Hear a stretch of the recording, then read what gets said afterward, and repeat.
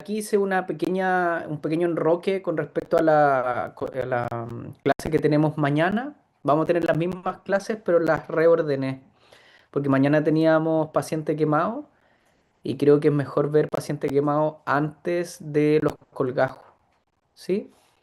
Entonces vamos a hacer ahí una suerte de la introducción a colgajo y a manejo de herida, que es el manejo de herida, que siempre es la parte inicial de colgajo y plastía.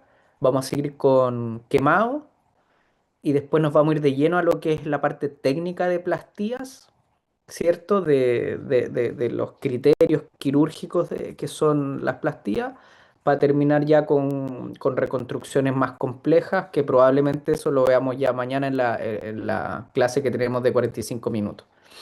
¿Sí? Son cuatro módulos en definitiva, hoy día son tres, mañana es uno, con todos estos temas, ¿cierto? De concepto de manejo de herida, comportamiento tisular, que por lo demás yo sé que ya vieron toda la fisiopatología de la cicatrización, ¿cierto? Un poco de los factores de crecimiento, ya me estaban hablando ayer de eso, ¿no?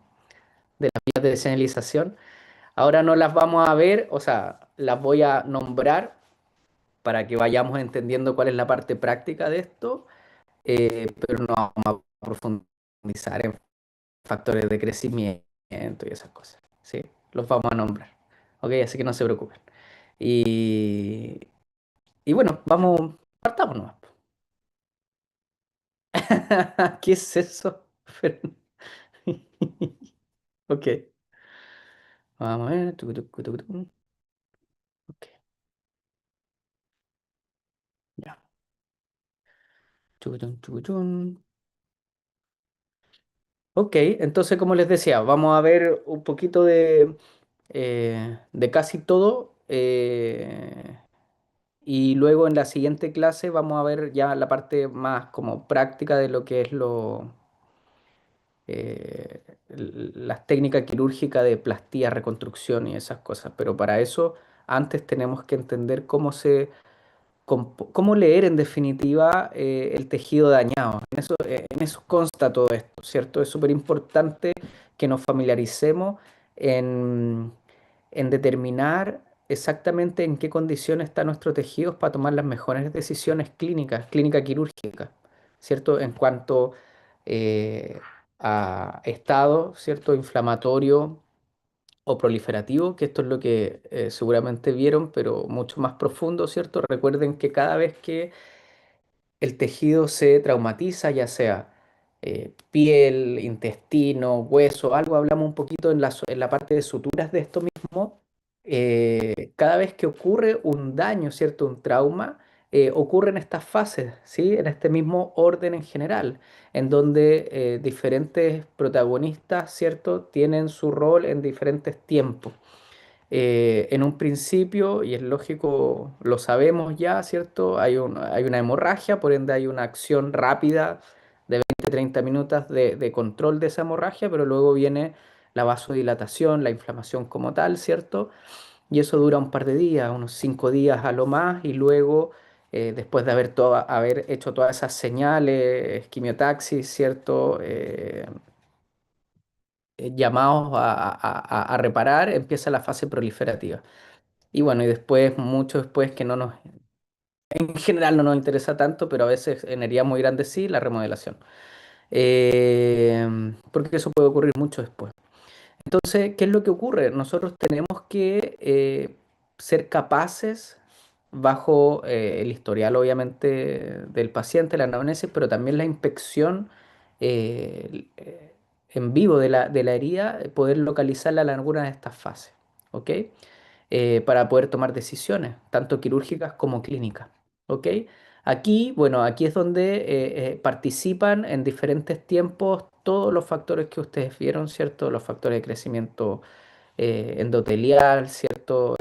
Factores derivados de plaqueta, bueno, tantos de queratina, etcétera, que nos van a ayudar a estos procesos, ¿cierto? Y muchas veces estos mismos vías de señalización o vías de la inflamación, cuando son masivos, pueden provocarnos problemas, que lo vamos a ver un poco en lo que es el paciente quemado, ¿cierto? El gran quemado, en donde por el contrario, no nos favorecen esta activación, ¿cierto?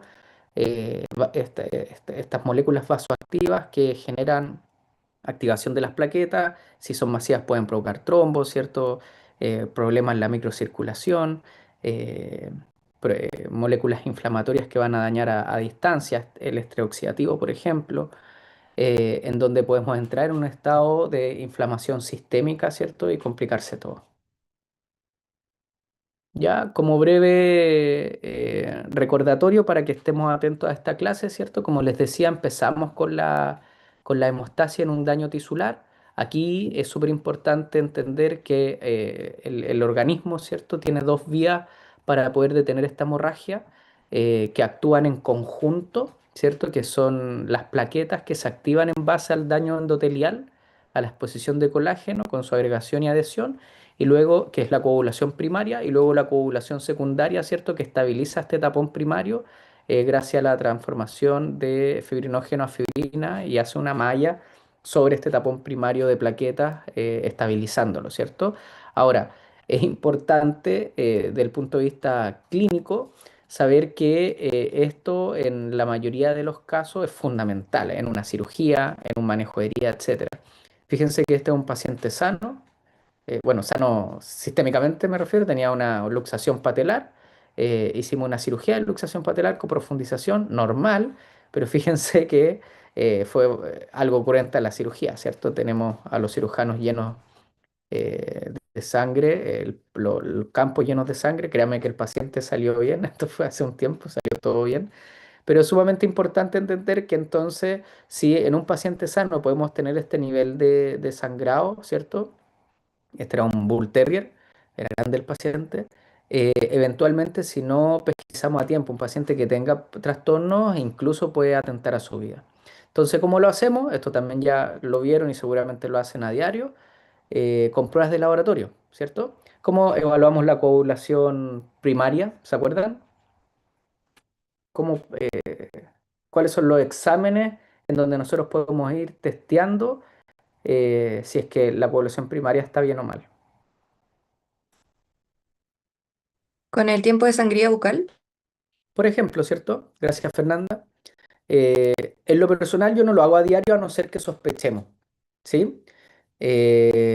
Pero si sospechamos es súper válido, ¿cierto? ¿Se acuerdan que hay que hacer una incisión, o sea, una herida, ¿cierto? A través de como un punzón. Esto está súper regulado, hay kits comerciales para hacer esto, si no es un poco al ojímetro, que también sirve, pero es un poco al ojímetro.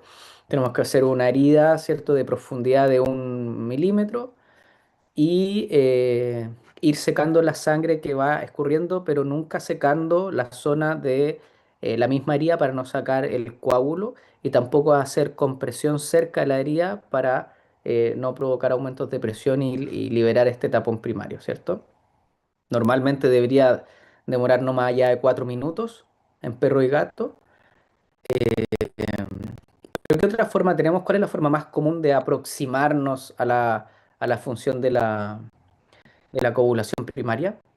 Sacar un poco de sangre y ver cuánto se demora en coagular. Ok, que sería la Sí, prueba de coagulación en tubo. claro, estoy hablando así de una cosa que uno no tiene laboratorio o quiere hacer, Sí, sí, sí, asegurarse. tiempo de coagulación en tubo. Ahora, ¿qué evalúa el tiempo de coagulación en tubo? Obviamente la coagulación, pero ¿qué parte de la coagulación?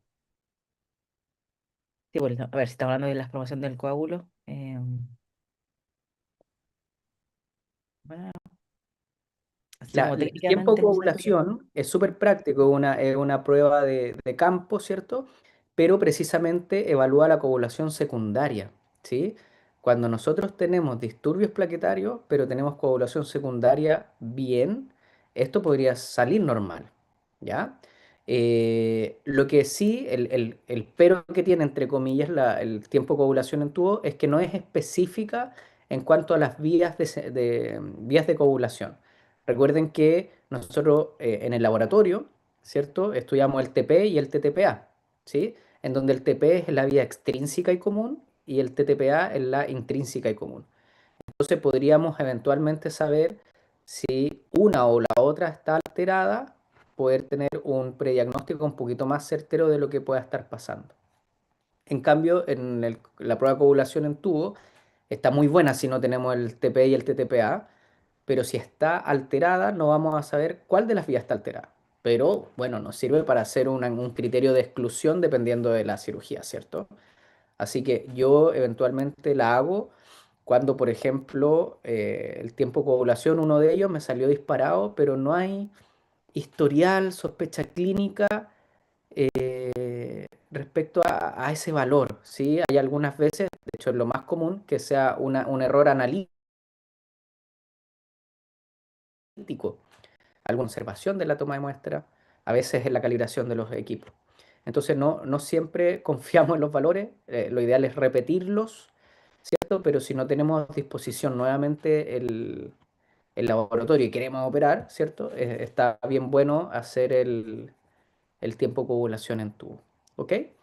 Entonces, en cuanto a la coagulación primaria, es plaqueta en definitiva lo que estamos evaluando. Entonces, una forma eh, eh, no tan completa, pero indirecta de medir la función plaqueta o la función de la coagulación primaria es a través del recuento plaquetario, ¿cierto? En el hemograma. Nosotros sabemos que si está baja las plaquetas es un poquito más riesgosa la cirugía. Y sabemos que si está bajo, por ejemplo, 40.000, 30.000 de plaquetas, sabemos que incluso tiene riesgos de hemorragia espontánea. Entonces tenemos una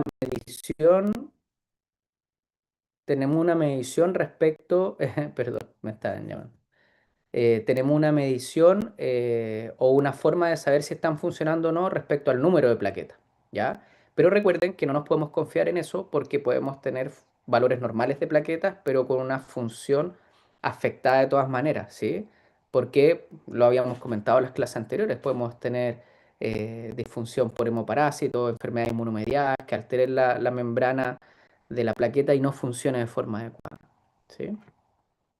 Podemos tener también falla en el factor de von Willebrand que ayuda a agregar las plaquetas y también tendríamos una disfunción de la coagulación primaria. Entonces, en lo personal también me fijo mucho cuando tengo sospecha y pregunto cómo fue la toma de muestra en cuanto al sangrado del pinchazo o si ya está hospitalizado, qué tal sus vías, la herida respecto a la cateterización venosa, ¿sí? Cuando son enfermedades de la coagulación importantes, todo eso da signología, ¿ok? Doc, además, también agregar el problema de la toma de muestra, porque también muchas veces, claro, a veces, claro, se ve súper bien el paciente, llega un examen súper extraño, lo mismo que dices tú, pero a veces, claro, es solo que la persona que toma la muestra no lo hizo bien, o Sí. porque sobre todo ese tubo azul maldito que uno se pasa, ya era, no, o es muy poca sangre o mucha sangre, tú siempre Sí, coagula. Yo le digo, pero si coagulo, le digo yo, o te está bien. demoraste mucho, o te demoraste mucho en, No, horrible, en no. echarlo, sí. Odio llenar ese tubo, pero bueno. Sí, sí, por eso les digo, lo más común, lejos, en los disturbios, en los valores de los tiempos de coagulación, son algo relacionado a la muestra. ¿Sí? Ok. Mm. Entonces, bueno, no sé si vale la pena esto, entender cómo es la vía inflamatoria, ¿cierto? Recuerden que la membrana celular, cuando se rompe, libera factores, ¿cierto? Libera moléculas principalmente de la familia del ácido araquidónico y estos se dividen en la ciclooxigenasa y la lipoxigenasa, que las conocemos súper bien, ¿cierto? Todos ocupamos AINES a diario que van a atacar, ¿cierto? La ciclooxigenasa, ya sea la COX-1, la COX-2, ¿cierto? Eh, no selectivo, preferenciales o selectivos, pero entender que en definitiva las derivadas de estas van a ser estas fases vasoconstrictoras, ¿cierto? De agregante plaquetario gracias al tromboxano A2 y eventualmente la fase eh, de permeabilidad, ¿sí? De capilaridad de los vasos sanguíneos, que es el edema de la inflamación gracias a las prostaglandinas. Eh, Y aquí es donde actúan los AINES, ¿cierto? Más arriba también se dividen en las lipoxigenasas que tienen otras funciones, ¿cierto? Por ejemplo, en las vías respiratorias, ¿cierto? Como broncoespasmo. eh, entonces, de hecho, no sé si s- se han fijado en que generalmente en las enfermedades respiratorias nosotros no ocupamos AINES, sino que ocupamos más corticoides. Fijado en eso, ¿no? Por aquí está la explicación, porque cuando uno bloquea la ciclooxigenasa, en general la balanza se va un poquito más, se carga un poquito más las lipoxigenasas. Y eso hace que tenga broncoespasmo y tenga más dificultades respiratorias, ¿sí? No es tan marcado, pero lo contrario, si nosotros bloqueamos con corticoides, ¿cierto? Aquí arriba en la fosfatasa, en la fosfolipasa, inhibimos todo, ¿cierto? Por eso también tiene un efecto antiinflamatorio y un efecto benéfico a nivel bronquial, ¿sí? Bueno, en general esta fase hemostasia del cuerpo nunca la vamos a ver.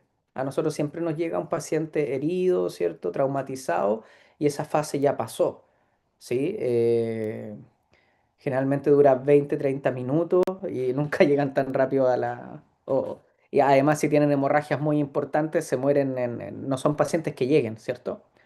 Eh, Sin embargo, hay veces que pueden pasar accidentes dentro de la cirugía o dentro del hospital. Este fue un caso. Este fue un paciente, un boxer que había saltado por la reja y había tenido una laceración, ¿cierto? Se había quedado enganchado incluso en la reja y tuvo una herida lacerante en la axila poniendo la arteria, la vena braquial, ¿sí? A nosotros nos llamó mucho la atención cómo quedó tan bien disecada la, la vena braquial, impresionante. Pero estaba completamente disecada anatómicamente, muy bonita, funcional, así que decidimos hacer un manejo de heridas con parches, ¿cierto? Específicos para la fase en la que está, que las vamos a ir viendo enseguida, pero ese no es el fin. Y resulta que como a los 2 días de hospitalizado, donde, en esa clínica donde trabajaba, el hospital era también una sala de procedimiento, en definitiva, o sea, para manejar a los mismos hospitalizados. Entonces, los médicos siempre estábamos ahí, siempre estábamos viendo a los pacientes. Y resulta que en 5 minutos yo salí, volví y había una poza gigante de sangre. El paciente había estado espectacular, pero cuando ocurrió esto, botado en el suelo, un poco inconsciente, y ¿qué pasó? Agarramos al compadre, lo subimos a la camilla, estaba todo sangrentado y efectivamente esto hizo una escara que con los días se cayó, ¿cierto? Se necrosó esta zona por la exposición, a pesar del manejo de herida, y empezó a sangrar como loco, ¿sí? Entonces, en esos casos, obviamente nosotros tenemos a tiempo. O si nos toca hacerlo en alguna parte X, en una emergencia que ocurra, ¿cierto? Tenemos torniquetes, tenemos compresión, algo hablamos también en la clase de técnica quirúrgica respecto a las posibilidades que nosotros tenemos, ¿cierto? Ahora, en este caso, ¿qué hubiesen hecho ustedes? Están en la clínica.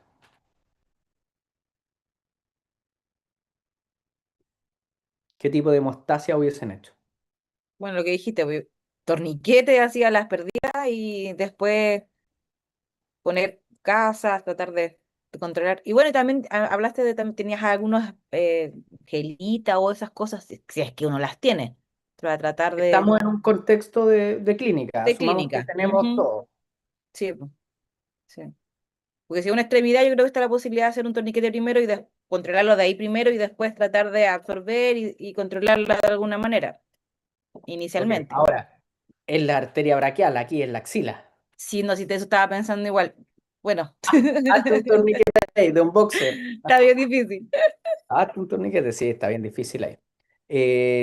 La verdad lo que hicimos fue actuar relativamente rápido, hicimos compresión fuerte, él estaba con vía endovenosa, volemizamos rápidamente, sedamos clampeamos, o sea, hicimos una hemostasia temporal con pinza, rápido, y luego ligamos, ¿sí?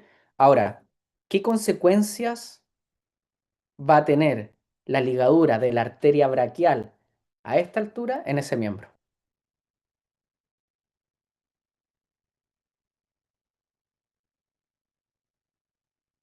Isquemia hacia distal.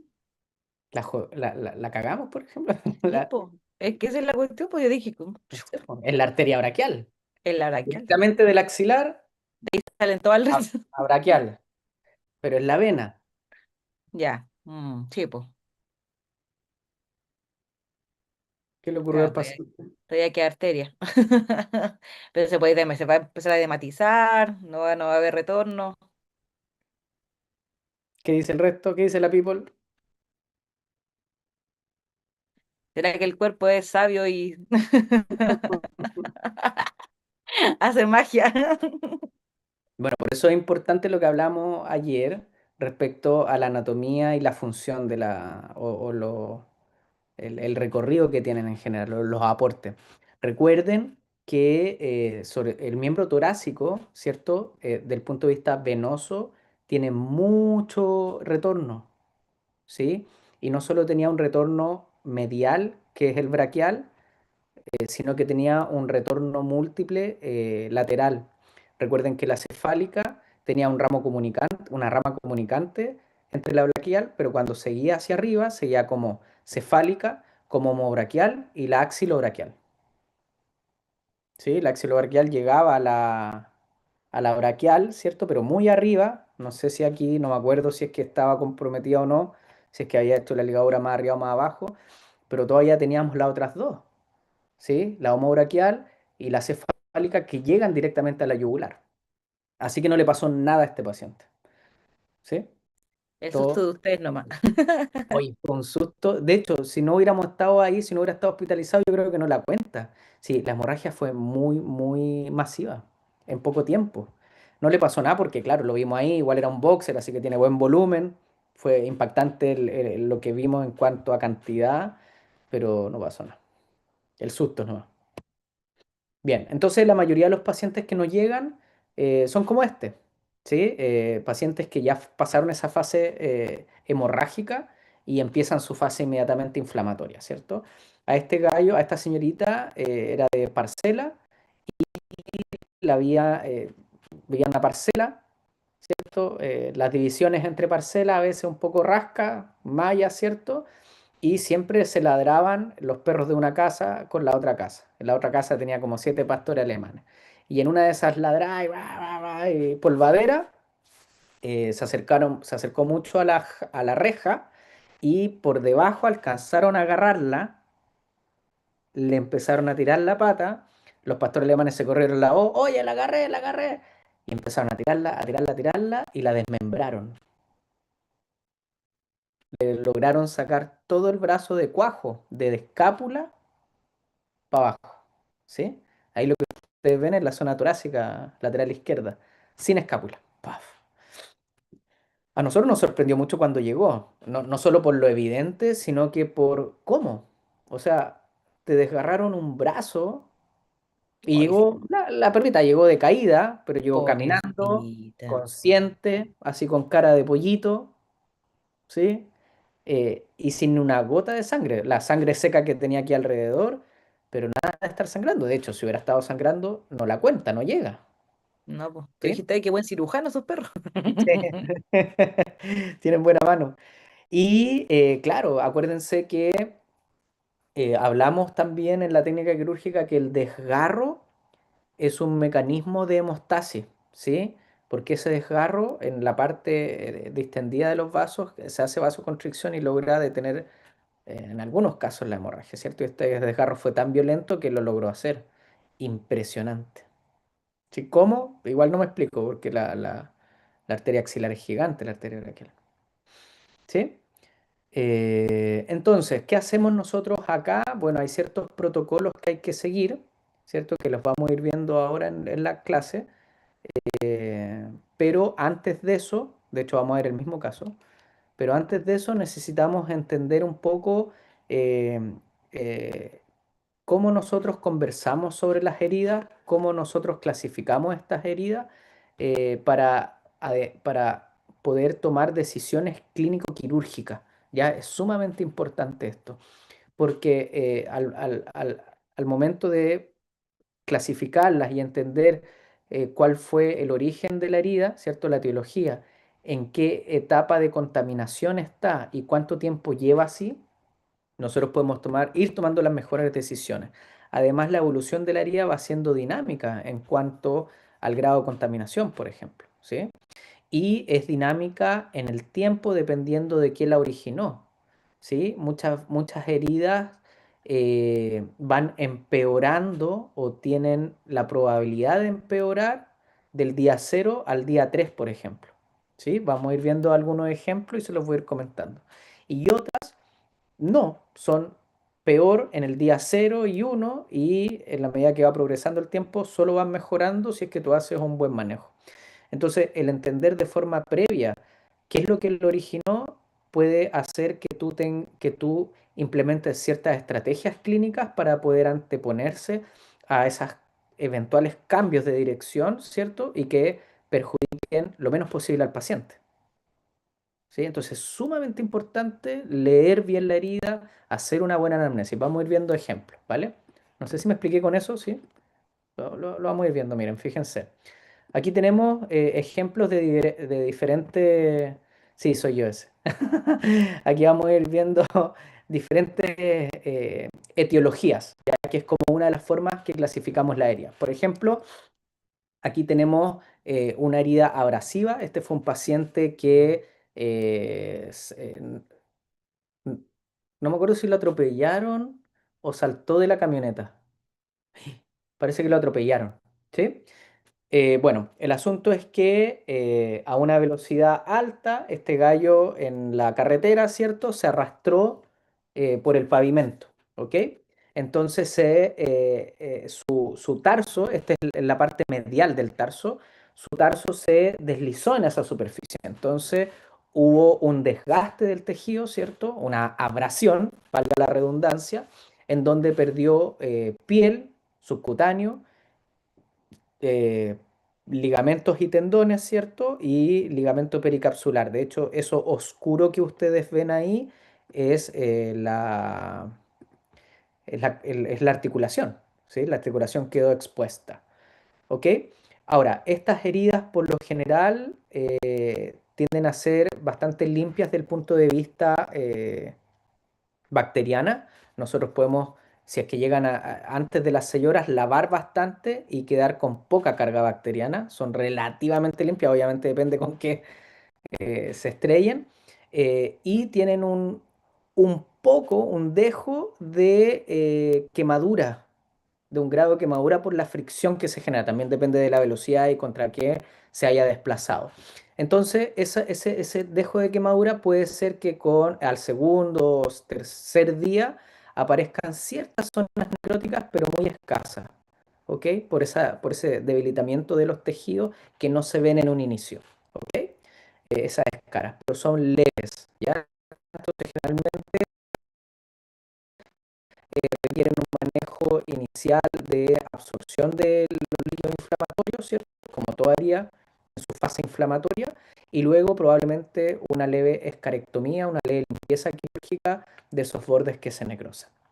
Fuera de eso, seguir su proceso de fase inflamatoria proliferativa como una herida tradicional, ¿cierto? Pero además tenemos avulsivas, ¿sí? Las avulsivas son un poquito diferentes porque muchas veces pueden ocultar cierta información en cuanto al daño del tejido, ¿ya? ¿Por qué? Por ejemplo, las mordidas son, la verdad, multietiológicas, ¿sí? Porque no solo tienen avulsivas, no solo tienen desgarros, ¿cierto? De una mordida de un perro a otro, sino que también son punzantes o perforantes como las de acá abajo, son lacerantes también, que son unos cortes romos, ¿cierto? Y son abulsivas, como le digo, y contusivas, ¿ya? Vamos a ir viendo cada ejemplo, pero desde el punto de vista abulsivo, estas heridas tenemos que tener cuidado, sobre todo si son por mordidas, porque este desgarro de los tejidos producto del trauma hace que eventualmente tengamos desgarros parciales o totales de los vasos sanguíneos de esa zona. Entonces eso quiere decir que nosotros podemos ver heridas no muy grandes, producto solo de la penetración del colmillo, pero ese desgarro parcial o total de los vasos circundantes hace que ese tejido quede en isquemia. Y la isquemia con los días se transforma en necrosis. ¿Ya? Y eso no lo vamos a ver en el día cero, solo vamos a ver un tejido inflamado, un tejido hiperémico, ¿sí? Un tejido edematoso, pero no vamos a ver la necrosis. Y muchas veces lo que pasa con esas heridas, sobre todo las de, insisto, las de mordida, nos tentamos por y cerrar, ¿cierto? Suturar esas pequeñas heridas y cuando son muy violentas, vamos a estar perjudicándolo porque en verdad en profundidad se va a estar necrosando ese tejido y no va a tener la opción de drenar, ¿cierto? O de nosotros estar inspeccionando esas heridas si es que evoluciona a esa fase. Además, bueno, puntualmente con las mordidas, son contusas, también inflaman mucho y hacen éstasis venoso, que eventualmente puede caer en necrosis o pérdida de la microcirculación, ¿cierto? Además, sobre todo si en pacientes muy viejos, las bacterias en boca son más patógenas y nuevamente la penetración de los colmillos, ¿cierto? Inocula bacterias bien en profundidad que muchas veces no las podemos lavar en los primeros manejos. Entonces son súper complejas y por eso es importante entender la etiología, ¿sí? Eh, como moraleja, ¿cierto? Siempre cuando sean mordidas, sobre todo cuando son mordidas muy violentas, lo recomendable es dejar reposar el tejido, hacer manejos de herida en cuanto a lavados repetidos, manejo antibiótico que pueda drenar esa herida, hacer reposar ese tejido y una vez haya pasado 2, 3 días, y evaluar el tejido, ¿cierto? Y ver si es que se necrosó o no. Si no se necrosó, podemos eventualmente tomar la decisión de hacer una reparación tisular de forma quirúrgica o dejarlo por segunda intención, que vamos a ir viendo esos términos de todas maneras si no lo tienen muy frescos, ¿ok? Estas las heridas incisionales, ¿cierto? Que son heridas con instrumental agudo, por ejemplo, las heridas quirúrgicas, que son un ejemplo clásico de esto. Eh, Denme un segundo. ¿Por qué no sale? ¿Va? Ahí sí. Em, Estas heridas, por el contrario, son las que tienen la mejor evolución porque toda separación de tejido se le llama solución de continuidad, ¿cierto? Y esta solución de continuidad fue con un mínimo trauma, ¿cierto? Una mínima destrucción celular. Por ende, los procesos de reparación inflamatorio y proliferativo ocurren mucho más rápido, mucho más amigable para el tejido, ¿cierto? No hay un trauma, una contusión, un desgarro, ¿cierto? Una abrasión respecto al tejido. Eh, por eso es que las heridas quirúrgicas evolucionan tan diferente como las traumáticas. Las cerantes, ya hablamos un poquito, son un poco parecidas a las incisionales, sin embargo, el material por el que se provoca el corte profundo, ¿cierto? No es regulado, no es necesariamente con un material agudo, ¿sí? En el caso de este ejemplo es la reja, la punta de reja, ¿cierto? Que laceró la axila del boxer. ¿Sí? Por ende, este corte sí es mucho más traumático, sí provoca más inflamación, ¿sí? Y eventualmente puede tener un retardo mayor. Tampoco se hace bajo condiciones asépticas como la incisional, ¿cierto? En el contexto quirúrgico. Así que hay que tener un poco más de cuidado, pero más allá del daño inicial, eventualmente recuperan mucho mejor que, por ejemplo, la abulsiva y eventualmente la abrasiva. Las punzantes, bueno, son penetraciones, ¿cierto? Son perforaciones, agujeros literalmente, que obviamente el nivel de daño va a depender de dónde, la profundidad y qué estructura haya amenazado. En este caso, este fue un ataque por mordida de perro, en donde es multifactorial, ¿cierto? Multietiológica. De hecho, este paciente estuvo tan inflamado y tanto daño que murió como a las 8 horas de haber llegado al hospital. Fue muy violento. Y hay otras heridas que no tienen solución de continuidad, como las contusas, pero si hay un daño y una destrucción celular en profundidad, con su hemorragia, su hematoma, ¿cierto? Su cambio de coloración, producto de la sangre liberada, que produce principalmente edema y dolor, disfunción también de esa zona. Todo obviamente va a depender de la magnitud y con los días se va absorbiendo esta sangre y va cambiando de color. Uno puede ir estimando un poco la data de la herida. Esto es muy práctico en fauna. En fauna se fijan mucho en eso para saber cuánto tiempo lleva, porque no tenemos buena anamnesia en fauna. ¿Sí? Ok, entonces esa es una forma de evaluar o de diagnosticar, ¿cierto? De clasificar una herida. Como les digo, es súper importante porque nos podemos adelantar a lo que va a ocurrir e ir tomando decisiones. El ejemplo que les di de las mordidas, súper importante. Nunca hagan eso, uno se tienta, pero no suturen al tiro una mordida. Mira, de repente no son tan graves, no pasa nada, ¿cierto? Aunque las suture, pero no hay por qué arriesgarse. O sea, en el mejor de los casos, estuviste 3 días limpiándola o el tutor, ¿cierto? Antibiótico, no pasó nada, perfecto. Y después cierro, no hay ningún problema. ¿Sí? Entonces, lo otro que tenemos que tener claro es su grado de contaminación, ¿cierto? Vamos a tener 3 grados de contaminación. En donde tenemos las limpias, limpias contaminadas, contaminadas e infectadas. Yo creo que todos están relacionados, o sea, familiarizados con este término. A grandes rasgos, uno cuando está enfrentado a una herida, eh, si no es limpia, por ejemplo, si limpia contaminada, sobre todo contaminada e infectada, siempre tu objetivo o tu meta a corto plazo es bajarla o llevarla a un grado menor a la que está.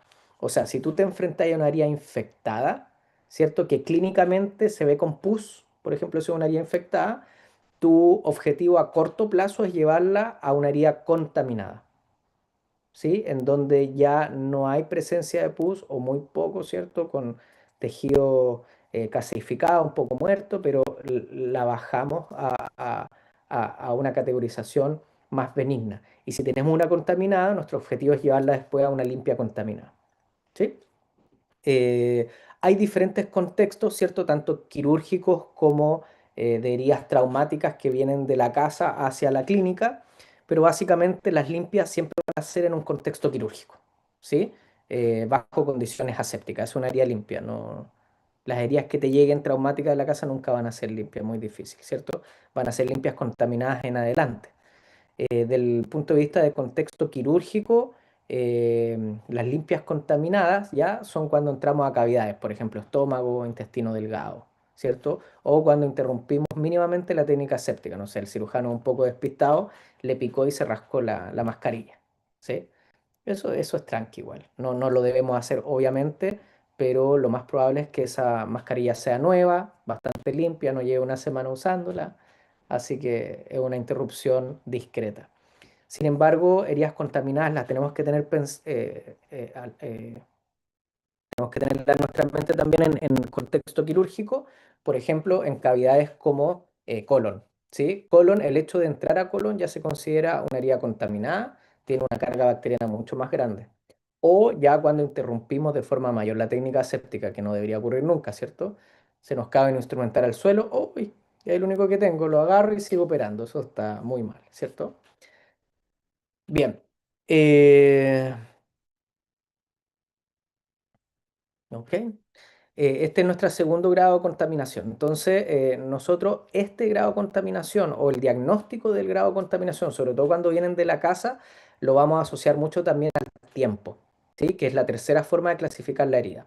Aquí nosotros tenemos 3 clases de herida según el tiempo, ¿cierto? Que también la podemos llamar de clase uno, que es las limpias contaminadas que llevan menos de 6 horas, que le llamamos periodo de oro. Esto también es súper importante para tomar decisiones quirúrgicas, ¿ya?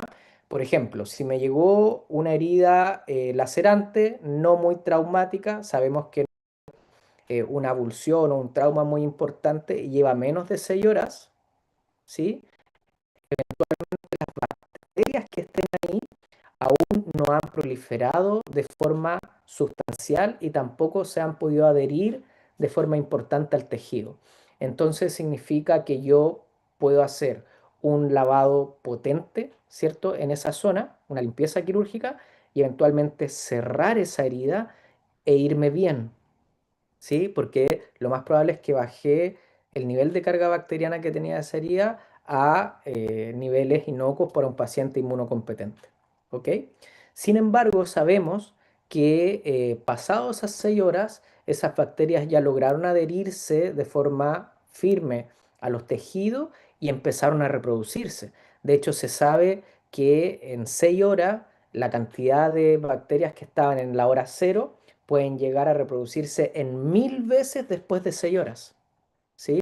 Y es por eso que dentro de estas primeras 6 horas le llamamos periodo de oro porque podemos tomar esa medida que le acabo de decir. Cuando ya sobrepasan las 6 horas, ¿sí? Que le llamamos clase 2 de 6 a 12 horas, o heridas de clase 3 más de 12 horas, que son contaminadas, ya no podríamos hacer eso, a pesar de que se vea muy similar la herida a las 2 horas versus a las 10 horas, del punto de vista bacteriano es muy diferente.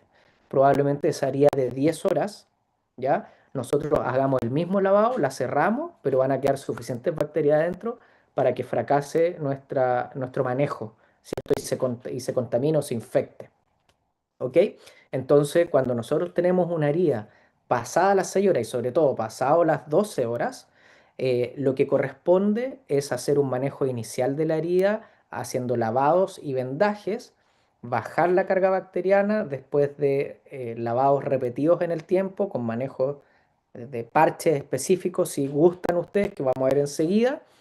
Y una vez bajada la carga bacteriana, eso quiere decir que llevamos una herida de contaminada a limpia contaminada, tomar la decisión de cerrar. ¿Sí?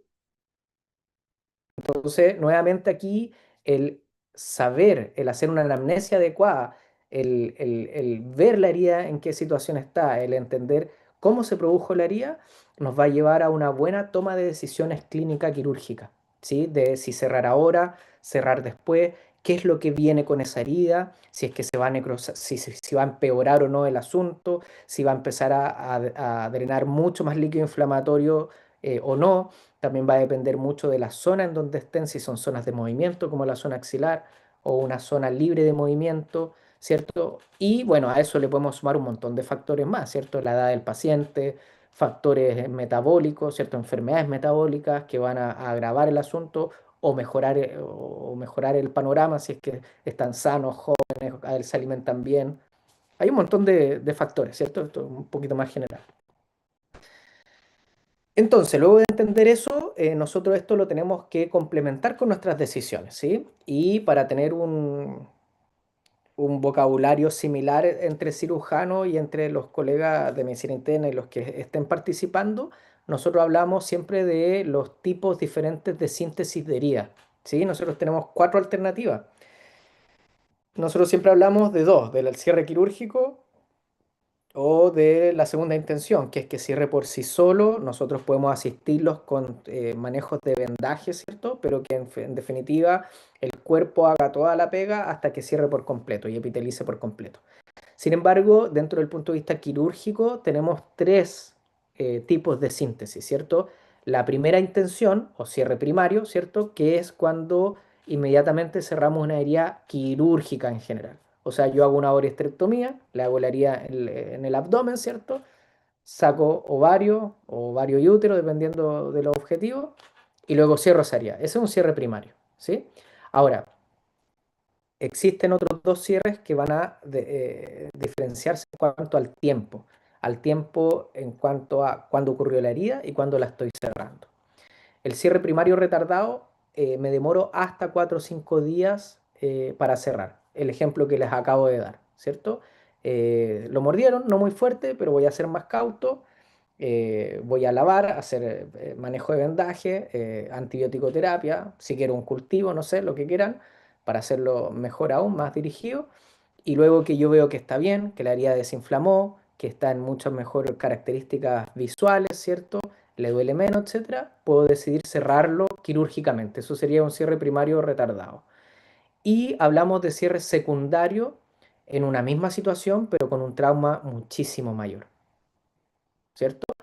en donde eh, necesitó esa herida, ¿cierto? Una limpieza quirúrgica posterior porque las mordidas fueron tan grandes que efectivamente al tercer día se necrosó todo, tuvimos que hacer una escarectomía, una debridación quirúrgica y tomó muchos más días para poder dejar ese lecho de la herida de forma óptimo para hacer una síntesis quirúrgica, ¿sí?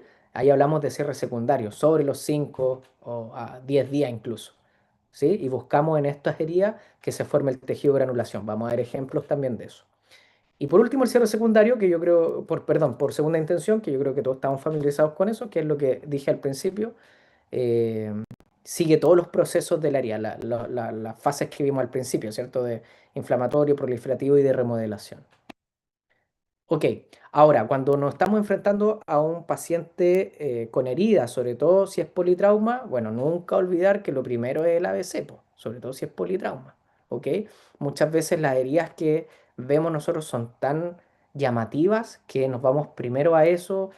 Por ejemplo, este gato que tenía todo expuesto en la zona del muslo medial, asociado a una fractura, nos volvemos locos, pobrecito. La herida, ¿cierto? Está toda expuesta, se está contaminando, pero resulta que el trauma fue suficientemente fuerte para romper un hueso y tejido blando. Imagínense cómo estará el resto del gato, ¿sí? La contusión abdominal, torácica, cerebral, lo que sea, ¿sí? Entonces siempre hay que tener una amplitud de criterio y ver el paciente de forma integral. Respecto a la herida, en esas situaciones, bueno, lo primero es controlar hemorragia si es que hay, mientras atendías al gato el resto del ABC, ¿cierto? Así es con presión, un vendaje fuerte y chao, te preocupáis del gato, ¿cierto? Eso sí habría que hacerlo en un inicio, no puedes estar sangrando mientras tú estás haciendo un ABC, ¿sí? O sea, estás arreglando las cosas simultáneamente. Ideal sí, tener un equipo para eso, ¿cierto? Si tú ofreces urgencia, servicio de urgencia, generalmente no puedes ser tú solo, ¿ya? Es muy difícil realizar un servicio así estando solo, ¿ya? Eh, y bueno, y dentro de los manejos iniciales, obviamente, si llega asquerosa la herida, no importa, lo vamos a solucionar eso más adelante, pero nosotros desde que nos llegó tenemos que preocuparnos de que no se ensucie más. Chiquillos, aunque esté enferma de asquerosa, ¿sí? No se contamina más de lo que está, ¿sí? Entonces cubren con apósitos estériles. Yo he visto a veces también que no, pues está asquerosa, ponle una gasa cualquiera. No, no, lo más limpio posible, aunque esté asquerosa, chicos. Esos son los criterios. Entonces, para eso, o para seguir un lineamiento, ¿cierto? Están los principios de SMART, que son principios de manejo de herida como tal, y obviamente los principios de Halsted, que son principios que buscan el bienestar, por decirlo de alguna forma, del tejido y del paciente. Entonces la combinación de estos dos principios nos van a llevar a un buenos resultados, ¿cierto? Mira, aquí está Halsted operando en el 1904. Maravilla. Sin mascarilla, lleno de gallo. Bueno, entonces, si se fijan, a mí siempre me gusta leer estos principios y me imagino a un tejido así como en la UCI, ¿sí? Destruido, todo apaleado, apenas sobreviviendo, en donde tú tienes que hacer todo lo posible por mejorar sus condiciones y no hacer ni una maniobra que exija más de lo poco que ya puede dar ese tejido. ¿Sí? Eh, Les voy a dar un ejemplo súper absurdo, pero por ejemplo, un paciente súper crítico con dificultad respiratoria, ¿cierto? Que necesite, no sé, intubación, ventilación mecánica y todo eso, tú no lo vayas a sacar a trotar porque el movimiento hace bien y el ejercicio hace bien, ¿me entienden? O sea, tú estás pensando en una terapia que tiene beneficios, pero no en un paciente como ese. Entonces, aquí es lo mismo, el ejemplo que les di anteriormente, en una mordida en donde los tejidos están súper inflamados, súper hiperémicos, súper edematizados, ¿cierto? Que es el día cero, todavía no hay necrosis ni nada de eso, pero el tejido está apenas. Recuerden que ese edema excesivo y los desgarros por una mordida atentan directamente a la irrigación de ese tejido, ¿sí? Entonces, si tú además estás recortando tejidos, suturando, aumentando la tensión de los tejidos y por ende colapsando más los vasos sanguíneos que están, pero apenas llegando a sobrevivir 2 horas más. probablemente se termine muriendo, termines empujando a ese tejido a la muerte celular, ¿sí? Entonces, nosotros tenemos que tener claro que ese tejido tiene que reposar. El organismo siempre está tratando de mejorar la situación, de reparar la situación, entonces tenemos que dejarlo actuar y apoyarlo en ese proceso más que sobreexigirlo, ¿sí? Entonces necesitamos que repose ese tejido, evitando éstasis venoso, por ejemplo, con vendajes muy apretados, sobre todo en un inicio. La herida tiene que drenar, sobre todo en las fases iniciales, inflamatoria. Acuérdense que hay una capilaridad tremenda, ¿cierto? El edema se produce por una fuga de los capilares, ¿sí? Producto de la acción de las prostaglandinas, ¿cierto? Aumenta los poros y drena, drena, drena. Si ese líquido inflamatorio no sale de la herida, lo único que va a ocurrir es perjudicar la herida y empeorarla. Entonces, nosotros si es que suturamos, evitamos el drenaje. Entonces, todo eso hay que tenerlo dentro de nuestra cabeza y leer bien la herida, ¿sí? Y como les dije, nunca introducir nada más perjudicial dentro. Fíjense que todas las cirugías orales que está lleno de bacterias siempre también se hace o se debería hacer con instrumental estéril, ¿sí? Porque nosotros eventualmente podemos agregar un patógeno, sobre todo en el hospital, que sea multiresistente y agrave la situación, ¿sí? Probablemente el gallo de su casa no traiga una multiresistente, pero en el hospital sí lo podemos sumar, ¿ya? Y bueno, los principios de Halsted ya los estuvimos viendo un poquito antes, ahí se los dejo, y yo creo que ya todos lo conocen de todas maneras. Doc, o Entonces, lavar la herida, perdón, o lavar la herida con agua, ¿cachai? Que también en esa idea de que con algo que no esté estéril, ¿cachai?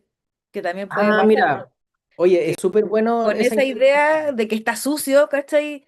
Sí, Yo sé que la primera, claro, puede ser, si está muy entierrado, no voy a ocupar suero para hacerlo, pero también lo mismo que tú dices, pues no echarle más bicho a la ya. herida. Mira, es súper bueno lo que tú estás diciendo porque es un tema, sobre todo cuando habláis con los tutores, que si lo puedo limpiar con agua cocida incluso dicen, ¿no? Mira, súper interesante porque eventualmente el agua hervida, ¿sí? Baja harto la carga bacteriana, no del todo, pero N, así que sería un agua bastante limpia. Además, nosotros tenemos agua potable, ¿sí? Que también en general es bastante limpia, tiene carga bacteriana, pero es bastante limpia. Sin embargo, el problema no solo pasa porque no es absolutamente estéril, que es lo que corresponde, sino que también pasa por un tema de osmolaridad, ¿sí? En heridas abiertas, ¿sí? Expuestas como esta, en donde no hay epitelio, no hay piel, ¿sí? Es muy sensible las células que están ahí a una solución hipotónica como es el agua, ¿sí? No es isotónica como un Ringer lactato, como un fisiológico. Entonces van a tener problemas esas células si es que nosotros las limpiamos con agua de la llave, ¿sí? Así que ahí hay dos razones, la que tú dices y además se agrega esa otra. Entonces siempre tienen que ocupar suero fisiológico o mejor aún Ringer lactato que es más fisiológico, ¿sí? No solo porque es estéril, sino pues por sus solutos, por su concentración y su osmolaridad, ¿ya? Entonces, cuando nos enfrentamos a una herida como esta, tenemos pasos a seguir, pasos generales. Obviamente, cada herida va a tener algo en particular, pero como cosa general, tenemos que cubrir la herida con apósito estéril apenas llegó, hacer la tricotomía alrededor, las compresas estériles para que los pelos no caigan dentro de la herida expuesta. Oye, es difícil o imposible sacar los pelos que caen en una herida. Y eso después se integran en esa herida y luego que la herida cierra, funcionan como por cuerpo extraño y sigue fistulando, se reinfecta y tú no entendís cómo si ya está todo sano y es porque te quedaron pelo adentro. Así que esta es una parte crítica del manejo de herida, ¿sí? El cubrir la herida para la tricotomía. Luego hacemos lavados profusos, hay diferentes teorías, ¿cierto? Por presión o por volumen. Yo generalmente hago una mezcla de las dos. Luego hacemos una limpieza más profunda con antisépticos, ¿sí? Por ejemplo, clorexidina no jabonosa es una opción. Cosas más antiguas y quizás solo en perro, ¿cierto? Una solución de povidona, ¿cierto? Muy diluida, ¿cierto? Betadina le dicen en una parte, en Brasil le dicen betadina. que también funciona, ¿cierto? Pero hoy en día clorexidina o el famoso batch, ¿cierto? Que saca los biofilms, etcétera. Hoy día tenemos soluciones mucho más avanzadas. Luego, si es que es necesario, sumarle una limpieza quirúrgica, ¿cierto? Para sacar los macrodetritus, tejidos eh, necróticos y vendaje, ¿sí? Hasta aquí nosotros podemos repetir muchas veces este mismo proceso desde el principio y repitiéndolo hasta llegar al vendaje. Y luego la síntesis va a depender de muchos factores, de que el lecho de la herida esté sano y bueno para una síntesis, ya sea un cierre secundario, primario, lo que quieran, o si es que el tutor está dispuesto a cerrarlo o no. Hay veces que el tutor ya dijo, no, he pasado 10 días, la herida está más chica, dejémoslo así, y la verdad es que a veces vale la pena dejarlo así nomás. Y en una semana más ya está cerrado. Todo depende, ¿ok? Pero estos pasos se pueden repetir hasta que eso esté suficientemente bien. Entonces, por ejemplo, esta perrita que nos llegó desmembrada, no sé si se acuerdan, hicimos ese manejo, pusimos compresas estériles con suero, depilamos muy cuidadosamente. Muchas veces los bordes lo recomiendan hacer con tijera. Hoy en día, la verdad, hay unas máquinas depiladoras, ¿cierto? Que viene todo listo y es una aspiradora. No sé si las conocen. Son geniales, geniales. A mí me encantan. Desde que las conocí, las recomiendo siempre. Entonces, es una máquina depiladora tal cual que viene adosada con una manguera corrugada, ¿cierto? Y la máquina de aspiración. Entonces tú, mientras cortas, inmediatamente vas aspirando. Ni un pelo. Maravilloso. Me encantó. ¿Sí? Y luego de eso, lavado, lavado, lavado y vendamos. ¿Sí? Entonces este ciclo lo repetimos, lo repetimos, lo repetimos hasta lograr una herida adecuada. Ahora, hoy en día también tenemos manejos avanzados de heridas, ¿cierto? Y no solo con parches, sino que con vacíos, con ozonos, con cámaras hiperbáricas, un montón de cosas, pero no nos alcanza el tiempo para hablar de todo esto, ¿ok? Eh, Cristóbal, dígame.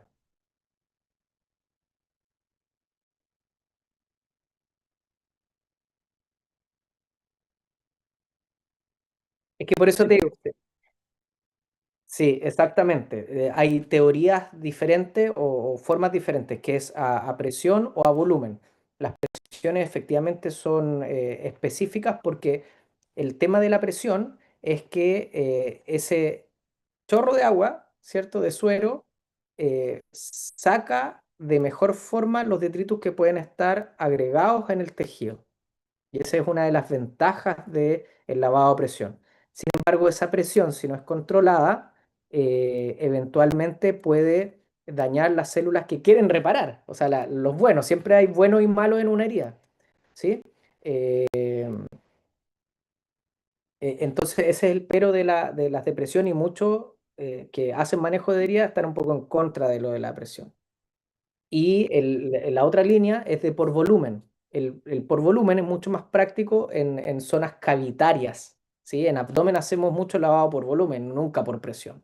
O en heridas que tengan profundidad. Y la teoría del lavado por volumen, en definitiva, es inundar esa cavidad, que las bacterias y detritus floten en esa inundación y luego nosotros aspiramos. Y al aspirar, nosotros estamos limpiando la basura que hay ahí, ¿cierto? Celular o lo que sea. Eh, Eso es más o menos. Entonces, hoy en día podemos lavar con unas presiones mucho más bajas de las descritas eh, y el resto de los contaminantes los pueden sacar estos parches, por ejemplo, por adhesión a los detritus o eventualmente hacer limpiezas quirúrgicas. Entonces, todo depende. ¿Sí? Ok. Entonces, cuando hacemos estos manejos de vendajes, ¿ya? Tenemos que leer bien la herida, porque hay vendajes que están destinados para esta primera fase inflamatoria y otros que están destinados inflamatoria y eventualmente asociados a infección o contaminación. Y luego hay parches o primeras capas que se llaman, que son es la parte del vendaje que va en directo contacto con la herida, que son para la fase proliferativa. ¿sí? En donde generalmente en la fase proliferativa nosotros ya tenemos un ambiente o una herida limpia o limpia contaminada, ¿cierto? Eh, y lo único que quieren esas células, los buenos, es proliferar y reparar, ¿cierto? Hacer reparación tisular, ¿ok? Entonces, insisto, hay que leer muy bien la herida.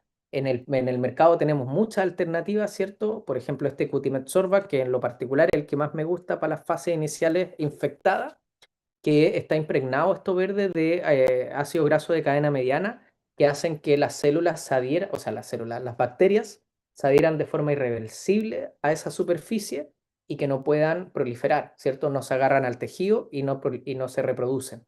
Entonces, en cada cambio de vendaje, todas las bacterias salen de esa zona.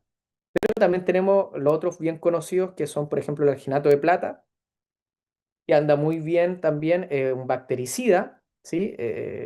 La plata, ¿cierto? Que además, al tener alginato, tiene una buena capacidad absorbente. Recuerden que en la fase proliferativa, normalmente las heridas exudan más y nosotros tenemos que favorecer el drenaje. Entonces, si acompañamos estos parches de algo absorbente, es mucho mejor. En el caso anterior, hay diferentes formatos y está este que es cuadrado grande, que tiene, es un apósito en definitiva, ¿sí? También tiene adentro una esponja absorbente.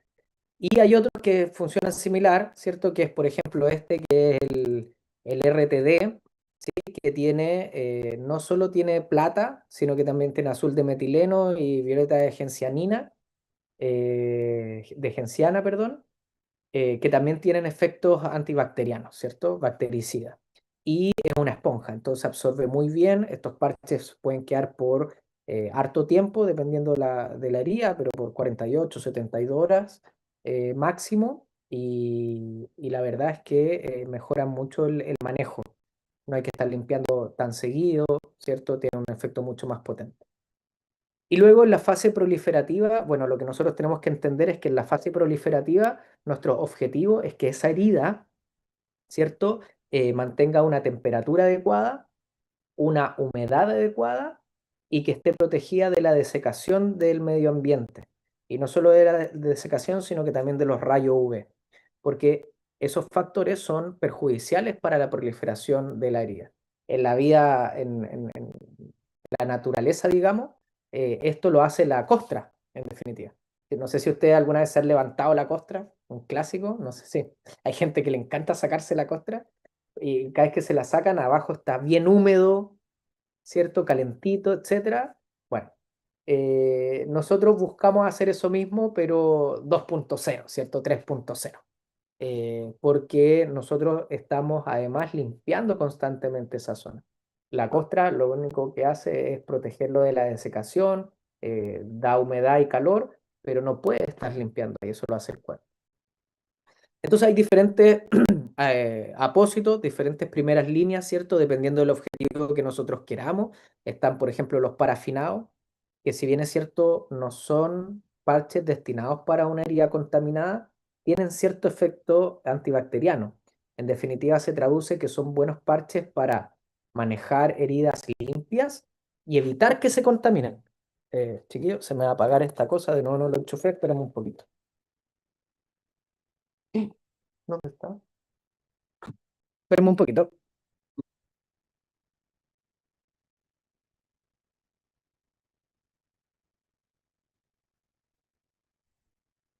Ya, ahí sí. Em, ¿Qué hora es? Vamos a hacer pronto un receso. Terminemos este caso. Entonces, los parafinados andan muy bien y además evitan la contracción de la herida y la epitelización muy agresiva. Entonces, nos ayuda mucho a preparar un lecho para eventualmente hacer algún cierre quirúrgico, alguna plastilla, alguna reconstrucción, porque mantiene eh, bastante bien la anatomía de la herida. ¿Ya? A mí me gusta bastante, además son bien asequibles, no es tan difícil conseguirlo, no son tan caros.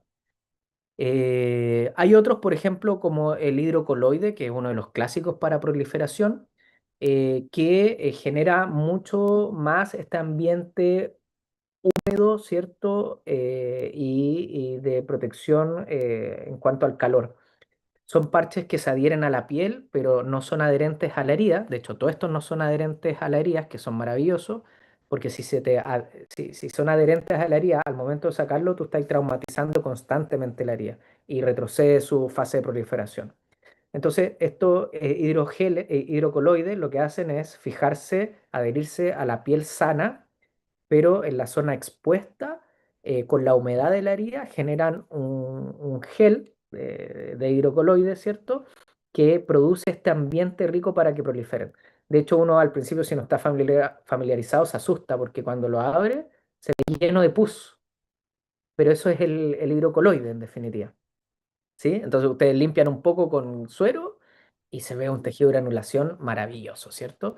Ahora, si tienen problemas aún de exudado, pueden sumar esponjas que son de alginato en general o bueno, de diferentes materiales, hoy en día tenemos mucha variedad, que ayudan a absorber.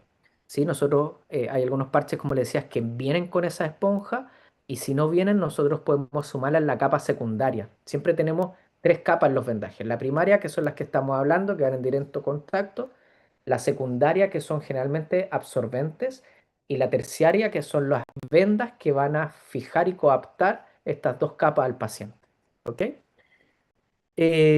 Bueno, y así tenemos un montón de ejemplos. Están los hidrogeles, que a mí me gusta mucho porque son muy parecidos a los hidrocoloides, ¿cierto? Que generan este ambiente húmedo y de calor.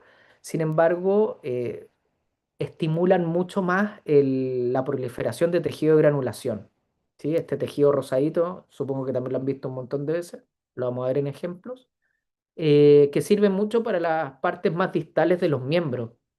No sé si les ha tocado, pero en heridas muy, muy distales, como están menos irrigadas, y mucho más piel y hueso nomás casi, granulan menos que una herida en tronco, en cara, etcétera. Entonces, estos parches sobreestimulan la producción de tejido de granulación y, por lo menos a mí, andan muy bien.